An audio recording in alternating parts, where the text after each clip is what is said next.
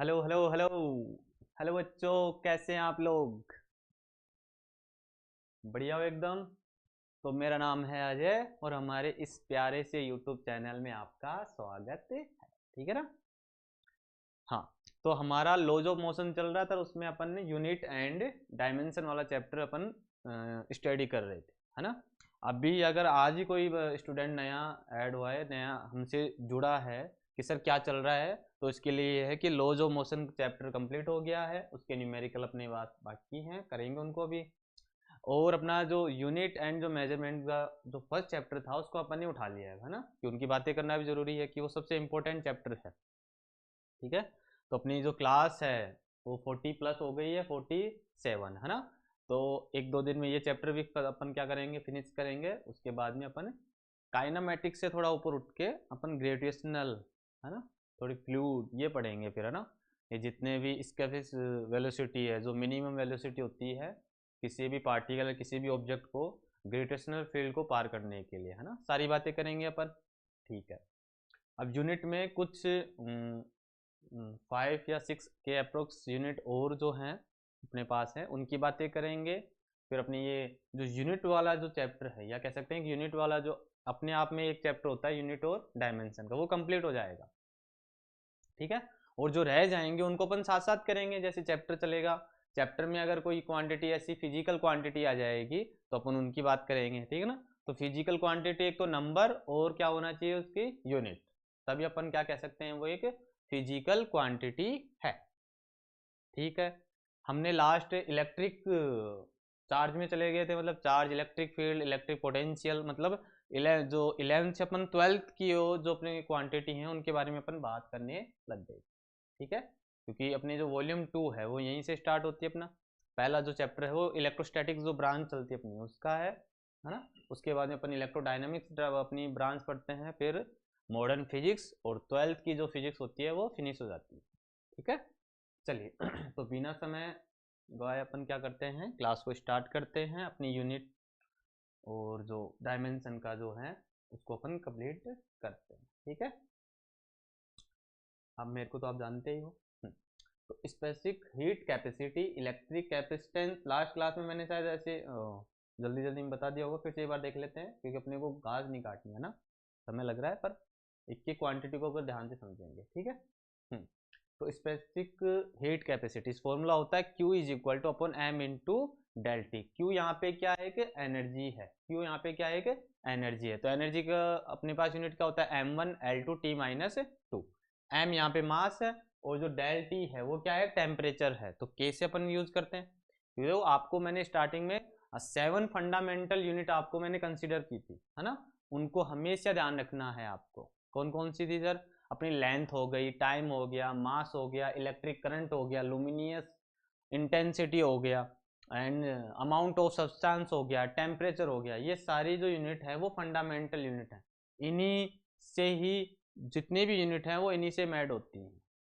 ठीक है? इसलिए अपन इसको नेमिंग से क्या जानते हैं कि ये भाई ये फंडामेंटल यूनिट है। ठीक है? उसके बाद में अपन ड्राइव्ड यूनिट करते हैं जो कि फंडामेंटल यूनिट से बना होता है, और उसके बाद में अपन सप्लीमेंट्री जो अपने पास यूनिट होती हैं उनकी बात करते हैं, क्योंकि फिजिकल क्वांटिटी को अपन 3 टाइप से क्या करते हैं, कंसिडर करते हैं। ठीक है ना?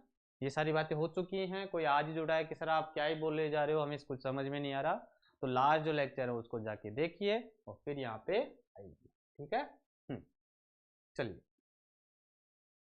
तो heat capacity, specific heat capacity, तो देखो Q इज इक्वल टू कितना होता है, sorry, specific heat capacity is equal to कितना होता है अपने पास में, Q या Q upon M into del T. यहाँ पे एनर्जी के नोट कर रहा है Q, तो कितना हो जाएगा ये m1L2T-2।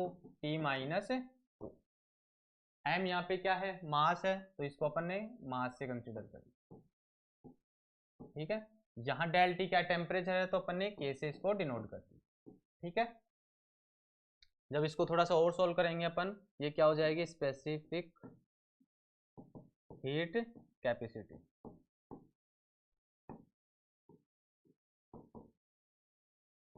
ठीक है? तो क्या हो जाएगा, इसको और थोड़ा सोल्व करेंगे तो ये m यहाँ पे भी 1 है, ये भी 1 है सर, ऊपर जाएगा तो 0 हो जाएगा। तो ये कितना हो जाएगा m0 L2 T-2 और K कितना हो जाएगा -1।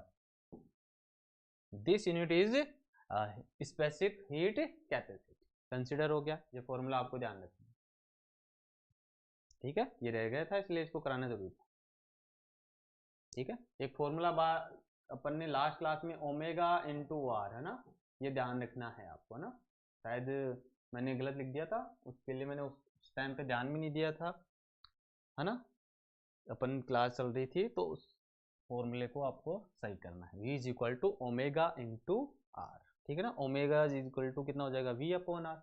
ये क्या होता है, लीनियर वेलोसिटी और एंगुलर वेलोसिटी में क्या होता है, रिलेशन होता है। लास्ट क्लास में ये लिखा था फॉर्मूला, तो इसको ध्यान रखना है, ठीक है ना। आफ्टर दैट अपने पास क्या है, heat capacity, heat capacitance. Capacitance को किससे डिनोट करते हैं अपन, सी से डिनोट करते हैं। किससे डिनोट करते हैं, सी से, ठीक है। तो Q इज इक्वल टू कितना होगा, V, and Q is equal to कितना हो जाएगा, CV, यही होता है। ये क्या हो गया, चार्ज, और ये क्या हो गया, वोल्टेज। तो कूलम्ब अपॉन वोल्टेज, ठीक है। ये इसकी क्या होगी, यूनिट होगी। कैपेसिटेंस की अगर अपन बात करें, कैपेसिटेंस की अगर अपन बात करें तो इसका क्या हो जाएगा, इसका क्या हो जाएगा अपने पास में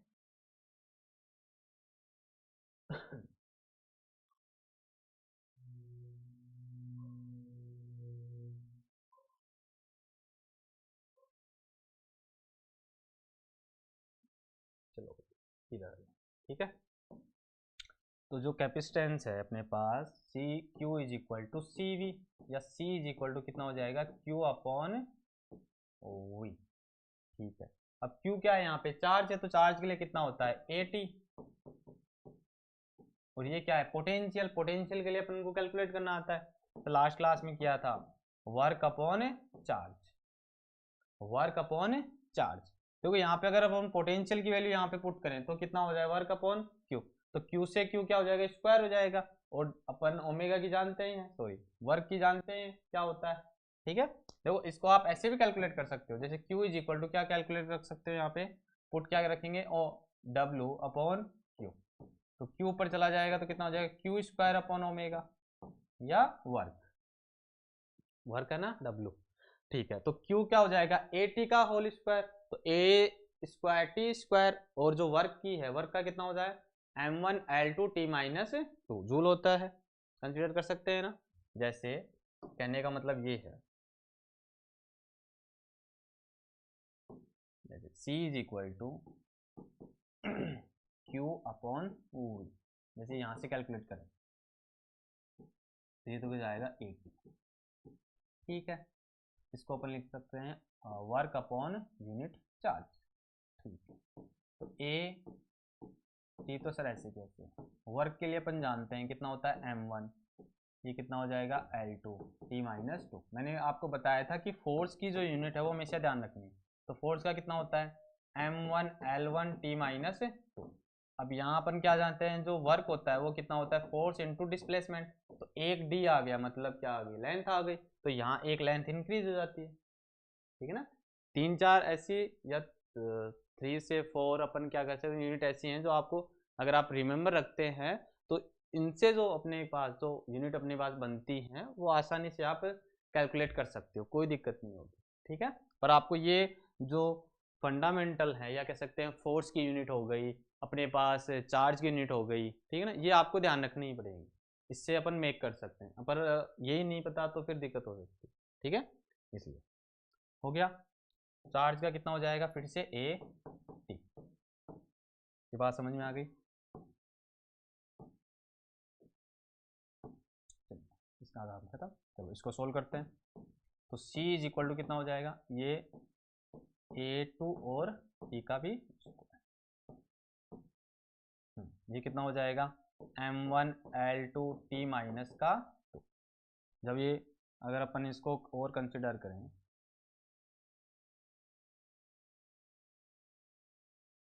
ठीक है, तो कितना हो जाएगा, C is equal to M-1 L minus का 2 टी। देखो ये माइनस का 2 है, ये कितना हो जाएगा प्लस का 4, और ये कितना हो जाएगा ए। ठीक है, बात समझ में आ गई। कैपेसिटेंस की अपने पास ये यूनिट हो गई। ठीक है, आगे क्या करेंगे अपन। हाँ, फ्लक्स क्या होता है, phi is equal to E A cos theta. ठीक है, तो अपने पास क्या है, ये इलेक्ट्रिक फील्ड है, और जो एरिया है उससे पास होने वाली अपने पास इलेक्ट्रिक फील्ड जो लाइन होती है, तो उसी को कंसीडर करना है। यहाँ पे ई एनर्जी नहीं है, इलेक्ट्रिक फील्ड है। आपको ये भी ध्यान रखना है कि ई यहाँ पे क्या है। ठीक है, तो इसको जब कंसीडर करेंगे अपन, इसको जब कंसीडर करेंगे अपन तो कितना हो जाएगा हाँ, तो फ्लक्स कितना होता है ई इंटू ए, जब डॉट प्रोडक्ट हटाएंगे तो कितना हो जाएगा ई ए कोस थीटा। अब ये रेडियन है कोस थीटा, तो इसका यूनिट थोड़ी होगा, है ना। चलिए, तो इलेक्ट्रिक फील्ड क्या होता है sir, E is equal to, या एफ इज इक्वल टू क्या होता है क्यू ई। तो यहाँ से ई इज इक्वल टू कितना हो जाएगा फोर्स अपॉन क्यू, मतलब sir E is equal to कितना हो जाएगा न्यूटन मीटर अपॉन कूलाम। होगा कि नहीं होगा। तो अपने पास इलेक्ट्रिक फील्ड के लिए तो कैलकुलेट कर लिया था, क्या होता है sir newton into metre upon coulomb, और एरिया है फिर से तो क्या हो जाएगा मीटर स्क्वायर। तो इसको कैलकुलेट करेंगे तो कितना हो जाएगा newton metre cube upon coulomb. ठीक है, अब phi is equal to newton metre cube upon coulomb हो गया। अगर अपन इसकी यूनिट की बात करें तो कितना हो जाएगा ई ए। तो इलेक्ट्रिक फील्ड के लिए कितना होता है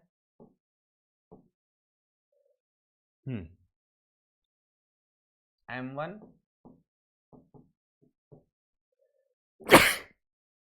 सॉरी, है ना। हाँ, तो अपने पास इलेक्ट्रिक फील्ड के लिए क्या देखना था, इलेक्ट्रिक फील्ड के लिए। तो इलेक्ट्रिक फील्ड के लिए ई की अपने को क्या होनी चाहिए यूनिट, तो ई इज इक्वल टू कितना होता है सर एफ अपॉन क्यू। तो एफ के लिए यूनिट कितना होता है सर, हमें पता है m1 l1 e माइनस 2, और क्यू के लिए सर अपन जानते हैं a2, और एरिया के लिए सर कितना होता है l2। बस अब इनको एक जगह कैलकुलेट करना है, हो गया, आसान था ना। चलिए, तो कितना होगा ये फाइव इज इक्वल टू कितना हो जाएगा m1 l3। देखो एक टी यहाँ पे भी है, ये ऊपर चला जाएगा तो माइनस का 3। ठीक है, और a माइनस का 1 हो गया। अपन ने यूनिट और डायमेंशन की दोनों बात अपन ने कंप्लीट कर ली। ठीक है, जो टेम्परेचर ग्रेडियंट है अपन एल से डिनोट करते हैं डेल एल अपॉन डेल, है ना। तो ये टी हो गया, ये टेम्परेचर ग्रेडियंट है, कोई खास नहीं है ये, तो इसका लिए के हो जाएगा अपन टेम्परेचर के लिए अगर अपन कैलकुलेट कर रहे हैं। हाँ, ये इंपॉर्टेंट है, कोफिशिएंट ऑफ विस्कोसिटी, है ना।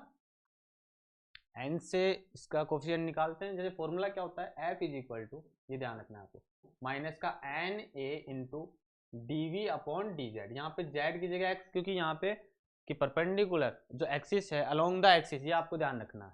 तो जेड है तो ये क्या हो गया लेंथ के रूप में काम में लेंगे, और ऊपर क्या अपने पास वेलोसिटी। ठीक है, तो आगे देखिए, तो एन अपने को कैलकुलेट करना है, तो नेगेटिव का तो कोई यहाँ पे इफेक्ट पड़ेगा नहीं, कि अपने को तो क्या कैलकुलेट करना है डायमेंशन एंड यूनिट। ठीक है, करिए। तो जब फर्स्ट ऑफ ऑल अगर अपन यूनिट की बात करें तो यूनिट क्या होगा एफ इज इक्वल टू, ठीक है, तो अपने को तो एन, ये एन की वैल्यू चाहिए, है ना। पहले इसको लिख लेते हैं एक बार।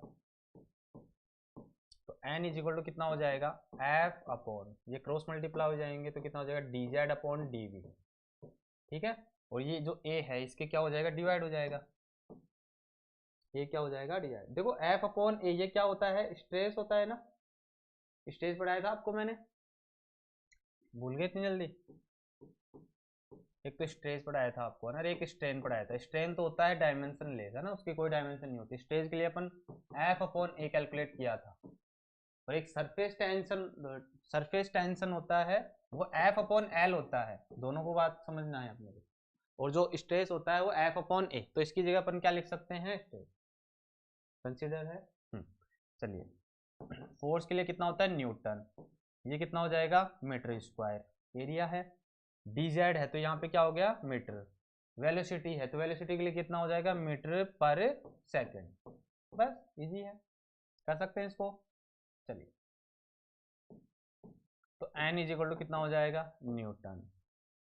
देखो ये हो गया मीटर, सेकंड अपवर्ड में चला जाएगा, नीचे कितना बचेगा sir, metre square into metre, ठीक है। तो यहाँ एन की वैल्यू अपनी कितनी आ जाएगी, एन इंटू, एक मीटर से एक मीटर मर गया तो newton into second upon metre square. देखो एक एक क्वांटिटी की बात की कि नहीं, समझ में आएगी नहीं। ये एरिया हो गया तो मीटर स्क्वायर, डीवी यहाँ पे क्या है, वेलोसिटी, तो वेलोसिटी क्या होता है, मीटर पर सेकंड, जेड यहाँ पे क्या एक लेंथ है तो लेंथ ले लिया। घबराने नहीं कि सर ये फॉर्मूला है तो क्या ही हो गया, कुछ नहीं है, हलवा एकदम, ठीक है। फोर्स को अपन जानते हैं न्यूटन, समझ में आ गई, KG into metre upon second square भी बोल सकते हैं, कोई दिक्कत नहीं। सर इसको थोड़ा सा और सोल्व करें तो इसको ऐसे भी सोल्व कर सकते हैं, समझो। जैसे न्यूटन को भी अगर अपन ओपन करें तो कितना हो जाएगा, केजी इंटू, देखो एफ इज इक्वल टू कितना होता है, एम ए, एम को अपन किससे कैलकुलेट करते हैं, केजी से, और ए क्या है, मीटर पर सेकंड स्क्वायर, इसको भी ओपन कर लिया अपन ने, और ये क्या है, मीटर स्क्वायर इंटू सेकेंड। चलो तो एन इज इक्वल टू कितना हो जाएगा, K G into metre upon second square into metre square into second, एक सेकंड से एक सेकंड मर गया, एक मीटर से एक मीटर खत्म, तो कितना आ गया अपने पास में, के जी अपॉन सेकेंड इंटू मीटर। देखो ये कब है, जब न्यूटन को भी ओपन करते हैं अपन, बात समझ में आई, क्या था और क्या आ गया अपने पास, ठीक है। अब इसकी अपन क्या बात कर लेंगे, डायमेंशन की, ठीक है। चलिए तो F इज इक्वल टू क्या है अपने पास, माइनस का N A into D V upon D Z, ठीक है। एन अपने को कैलकुलेट करना है तो कितना हो जाएगा, F upon A cross multiply हो जाएगा और D Z upon D V हो जाएगा, ठीक है। चलिए हाँ, तो F के लिए यूनिट कितना हो जाएगा, m1 l1 t माइनस का 2, एरिया है तो कितना हो जाएगा L2, dz है तो कितनी हो जाएगी L, और ये कितना हो जाएगा मीटर पर सेकंड, तो कितना हो जाएगा m0 l1 और t माइनस 1। अब तो आपको बनाना आ गया हो गया, ठीक है। अब देखो एक L है, यहाँ पे भी एक L है तो कम हो जाएगा एक का L, ठीक है। ये 0 है, m पहले से 0 है, ये L1 है, ये t माइनस 1, करें इसको सोल्व, ठीक है। तो कितना हो जाएगा m1, अब देखो L1 L1 ये कितने हो गए L2, और नीचे कितने हैं L2 और L3, जैसे इसको मैं और कंसीडर कर लेता हूँ, t माइनस का, ठीक है। तो ये कितना हो जाएगा यहाँ पे m0 L3 और t माइनस का 1,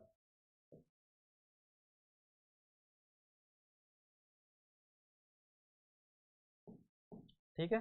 चलिए थोड़ा सा और सोल्व करते हैं इसको, तो देखो m तो वहाँ पे 1 रहेगा, L3 है ये ऊपर जाएगा तो माइनस का 1, t यहाँ पे माइनस का 1 है, ऊपर जाएगा तो किसका, प्लस का हो जाएगा, फिर भी सर किसका आएगा, माइनस का। तो जो n की जो यूनिट है, सॉरी डायमेंशन, वो कितनी है, m1 l-1 t माइनस 1, हाँ, कोफिशिएंट ऑफ विस्कोसिटी, रटना नहीं है, फॉर्मूला ध्यान है तो आप यूनिट भी कैलकुलेट कर सकते हो और डायमेंशन भी कैलकुलेट कर सकते हो, ठीक है ना। इसका ये भी फायदा है, जैसे आपके पास फोर्स है तो फोर्स की जो यूनिट है वो इसके बराबर आएगा, चाहे आप निकाल के ट्राई भी कर सकते हो, करें ट्राई एक बार। जैसे फोर्स का कितना होता है m1 l1 t माइनस 2, तो इसको जब सोल्व करेंगे अपन पूरा तो अपने पास इस ये यूनिट के बराबर ही आएगा, इसलिए तो ये बराबर है, बराबर का मतलब यही होता है। करें एक बार ट्राई, चलो एक बार करके देखते हैं होता कि नहीं होता, ठीक है। देखो n की वैल्यू अपने पास आ गई m1 l-1 t माइनस 1, ठीक है। तो देखो फॉर्मूला क्या था अपने पास, माइनस का N A D V upon D Z, force का कितना आता है m1 l1 t माइनस का 2, अगर सर राइट हैंड साइड में भी ये यूनिट आ जाए तो मजा आ जाए, ठीक है। करेंट राइट, तो n की वैल्यू जो यूनिट है वो कितनी है, m1 l-1 t minus 1, area का कितना होता है L2, और ये कितना है dv, मतलब वेलोसिटी है तो मीटर पर सेकंड, तो कितना हो जाएगा ये L1 t minus 1, t minus 1, ठीक है। और अपॉन में क्या चल रहा है लेंथ, तो ये कितना हो जाएगा L, ट्राई करते हैं इसको, तो सर m1 L1 और t माइनस 2, देखो m1 सर कहीं नहीं है तो m1 ही हो गया। देखो l-1 है सर l2, ये ऊपर जाएगा तो कितना हो जाएगा 3। देखो ये 1 हो गया, ये 2 हो गया, 3 हो गया, और ये l किसका है पॉजिटिव, ऊपर जाएगा तो नेगेटिव। तो देखो 2 - 3 तो कितना आ जाएगा प्लस का 1। ठीक है, आगे कितना है 2 माइनस का 1 है, और ये कितना हो गया माइनस का, देखो ये left hand side is equal to right hand. Physics में जो क्वांटिटी होती है अगर आप इक्वल कर रहे हो, इक्वल करने का मतलब है अगर आपने f is equal to minus N A into में D V upon D G D Z लिखा है, तो इसका कहने का मतलब ये है कि ये वाली जो क्वांटिटी है इस फोर्स वाली क्वांटिटी को इक्वल कर रही है। अब सर चेक किससे करें, अपने पास यूनिट है, डायमेंशन, जैसे हमने इसके लिए चेक, ठीक है ना। इसलिए ये जो चैप्टर है सबसे इंपॉर्टेंट है कि आप इससे कई क्वेश्चन आसानी से सोल्व कर सकते हो। देखो फोर्स की अपने पास m1 l1 t-2 होता है, तो देखो ये पूरी टोटल जब यूनिट को सोल्व करेंगे, डायमेंशन को सोल्व करेंगे, तो अपने पास ये वाली आएगी, आना ही पड़ेगा क्योंकि इक्वल है। ऐसे ही नहीं लिखी जाती फिजिक्स में कोई भी क्वांटिटी किसी के बराबर, ठीक है। हाँ ठीक है, अब अपन लास्ट सबसे बड़ी जो यूनिवर्सल है उसकी बात करते हैं, जो कि सार्वत्रिक नियतांक है। आप लंदन में पढ़ोगे कहीं पढ़ो, ये भाई साहब तो कभी चेंज नहीं होंगे, ठीक है। इसके लिए जैसे जी है अपने पास F is equal to newton साहब का है ये m1 m2 upon r square, अभी तक काम आ रहा है, ठीक है। अगर अपने को जी की जैसे क्या अपन कह सकते हैं क्वांटिटी या यूनिट की बात कर ले, डायमेंशन की अपन बात कर सकते हैं, है ना। देखो यहाँ पे भी चेक कर सकते हैं, जैसे फोर्स की यूनिट कितनी है अपने पास m1 l1 t-2, तो इनको अगर सबको सोल्व करेंगे तो वही आएगा, है ना। ये लास्ट में चेक करके बताऊंगा ना, ठीक है। तो g इज इक्वल टू कितना हो जाएगा, पहले इसको समझ लेते हैं, f into R square upon m1 m2। अगर मास अगर सेम लेते हैं तो कितना हो जाएगा m1 is equal to m2, है ना। तो देखो newton into metre square upon K G square, ये तो हो गया सर इसका यूनिट, ठीक है। इसकी वैल्यू कितनी होती है 6.67 10 टू पावर माइनस का 11 Newton metre square upon K G square, minus का 11, है ना। क्या वैल्यू होती है इसकी जी की वैल्यू 6.67 10 टू पावर माइनस का 11, ये और जो यूनिट है वो उसको ऐसे कैसे लिख देंगे, ठीक है, ये याद रखना है। ये तो हो गया इसका यूनिट। अगर अपन क्या बात करें अब,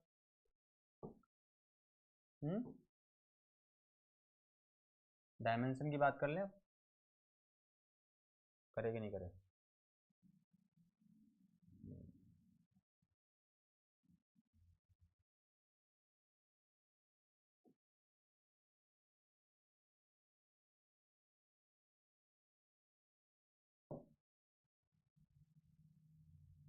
चलिए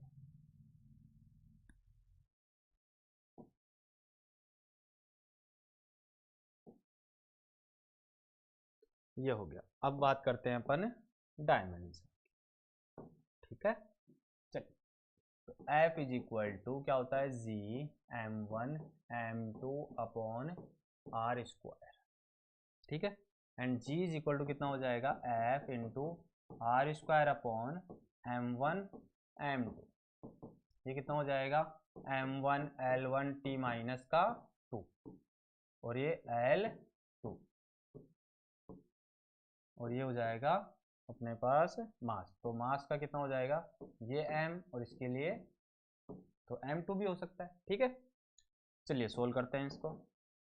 तो अपने पास कितना हो जाएगा एक m एक कैंसिल हो गया, और ऊपर जाएगा तो माइनस का हो जाएगा m माइनस का 1। अब l2 है तो ये कितना हो जाएगा 3, और t माइनस का, देखो कहीं पे भी घबराने की अपने को रिक्वायर्ड ही नहीं है, फॉर्मूला अपने को पता है, बस क्रॉस मल्टीप्लाई करके और चेक करना। अब जैसे फोर्स में भी अगर आपको डाउट है कि सर यही होता है क्या, तो तुरंत फॉर्मूला लिख लो, क्या होता है sir F is equal to M. A का क्या होता है सर मीटर पर सेकंड स्क्वायर, मास का कितना होता है m1, तो ये कितना हो जाएगा m1 l1 t-2। अब सर t-2 कहाँ से है मीटर पर सेकंड स्क्वायर, तो सेकंड स्क्वायर है तो कितना हो जाएगा, ये कंफ्यूजन क्लियर हो गया। जैसे आपको ऐसा लगे कि सर ये यूनिट इसका सही है कि नहीं, तुरंत वहां पे आप फॉर्मूला जाइए, फॉर्मूले में जाके उसको देखिए कि ये क्या है, एसिलेशन है, वेलोसिटी है, मास है, और एसिलेशन की आप यूनिट को पता है मीटर पर सेकंड स्क्वायर, वेलोसिटी आप जानते हो मीटर पर सेकंड, ठीक है। और फिर यहाँ पे आप पूछ सकते हो R square L to M one M M, एक एम से एक एम कैंसिल, एक एम अपने पास है तो माइनस का हो गया, ये 1 है ये 2 है तो कितनी हो गया L3, और टी माइनस का 2, तो अपने पास तो ग्रेविटेशनल है, ग्रेविटेशनल कांस्टेंट। और मैंने आपको स्टार्टिंग में कहा था कि इसको भी चेक कर सकते हैं, कहने से एक बार ये कंसिडर हुआ कि नहीं हुआ, बताइए, बोलिए, ये बात समझ में आई कि नहीं आई, ठीक है। फिर भी जैसे कोई फॉर्मूला रह जाता है या मैं कई बार गलत लिख देता हूँ जल्दबाजी में, माई मिस्टेक या सिली मिस्टेक कह सकते हैं, तो उन चीज़ों को समझा करो आप, है ना, कि यहाँ पे क्या होगा, और कमेंट में जाके आप बता सकते हो कि सर आपने उस टाइम पे ये लिख दिया था, तो अपन बात करेंगे उस पर, ठीक है ना। हाँ, पहले उस फॉर्मूले को चेक कर लेते हैं, है ना। आपको फील होना चाहिए वाला चैप्टर, ऐसे नहीं कि नोट्स बनाए बस भर दिए आइसक्रीम खा रहे हो लास्ट में, ऐसे नहीं, ठीक है। जैसे एफ इज इक्वल टू क्या था अपने पास में, जी m1 m2 upon R square. अब इस फॉर्मूले को चेक करते हैं कि सर इक्वल सही है कि नहीं। तो देखो फोर्स के लिए कितना होता है m1 l1 t माइनस का 2, जी की अभी अभी यूनिट निकाल कैलकुलेट की है m minus 1 l3 t minus 2। इस चैप्टर में ये भी आपको एक बेनिफिट मिलता है, अगर आपकी ये यूनिट सही है तो इसके बराबर आएगा, अदरवाइज ये रॉन्ग हो जाएगा, इसमें ये भी चेक होता है। देखना m1 ये कितना हो जाएगा m2 मास है सर, और ये कितना हो जाएगा आर स्क्वायर, ये कितना हो जाएगा आर स्क्वायर, ये कितना हो जाएगा L2, ठीक है। तो लेफ्ट हैंड में जो अपने पास है वो कितना है sir m1 l1 t minus 2। अगर सर राइट हैंड साइड में भी आ जाए तो मजा आ जाएगा कि हाँ सच में ये फॉर्मूला फील होगा कि हाँ इसलिए इक्वल है ये, ठीक है। तो देखो m का कितना है -1, यहाँ पे कितना है 2, तो ये नेगेटिव है ये पॉजिटिव है, तो लास्ट नंबर 2 है तो कितना हो जाएगा m1, ठीक है। यहाँ पे 3 है यहाँ पे 2 है, तो सर 2 पर जाएगा तो कितना हो जाएगा 1 कम हो जाएगा तो L1, और t माइनस का 2, क्योंकि सर t का कोई टर्म ही नहीं है। अब देख लो आपको भी इक्वल हुआ कि नहीं हुआ, बताओ, ठीक है ना, बढ़े आगे। अब ये प्लांक कांस्टेंट है लास्ट में, तो E अपॉन एच है ना, एनर्जी के रूप में लेंगे, और फ्रीक्वेंसी कितनी होती है 1 अपॉन टी, ठीक है। तो इसके लिए फॉर्मूला कितना होता है m1 l2 t माइनस का 2, ठीक है। एंड अपने पास फ्रीक्वेंसी कितनी होती है 1 upon T, 1 upon T, 1 upon T, कितना होगा 1 अपॉन टी। तो टी को क्या अपन टाइम पीरियड से डिनोट करते हैं ना, तो इसको अपन इसमें लिखेंगे डायमेंशन में लिखेंगे, तो कैसे लिखा जाएगा 1 अपॉन सेकेंड, तो कितना हो जाएगा टी, ठीक है। तो इसको जब से कैलकुलेट करेंगे तो कितना हो जाएगा m1 l2 t माइनस 2, तो ये कितना हो जाएगा t माइनस का 1, जब और सोल्व करेंगे तो m1 l2 t माइनस, देखो ये पहले से माइनस, ये ऊपर चला जाएगा तो फिर से माइनस आ जाएगा, तो m1 l2 t माइनस का 1, देखो नेगेटिव अपवर्ड में जो करेंगे तो कितना हो जाएगा पॉजिटिव, माइनस प्लस -2 + 1, ये कितना हो जाएगा माइनस का 1, ये क्या हो जाएगा E अपॉन एफ, क्या है प्लांक कांस्टेंट। अपन इससे भी कैलकुलेट कर सकते हैं, एंड देन देखो F इज इक्वल टू अपने पास एक फॉर्मूला होता है K Q1 Q2 upon R square, अपन K की वैल्यू भी कैलकुलेट कर सकते हैं, ठीक है ना, बस वही फॉर्मूला होगा। यहाँ पे कितना हो जाएगा newton metre square upon coulomb square is equal to K, ठीक है। And K is equal to कितना हो जाएगा newton metre square upon coulomb square, तो यहाँ पे A का टर्म आने लग जाएगा क्योंकि कूलम्ब चल रहा है, AT स्क्वायर, बात समझ में आई, ठीक है। अगर ये यूनिट हो गई, और अपन ने इलेक्ट्रिक फील्ड जैसे यहाँ पे एनर्जी है तो E अपॉन है प्लांक कांस्टेंट है ना,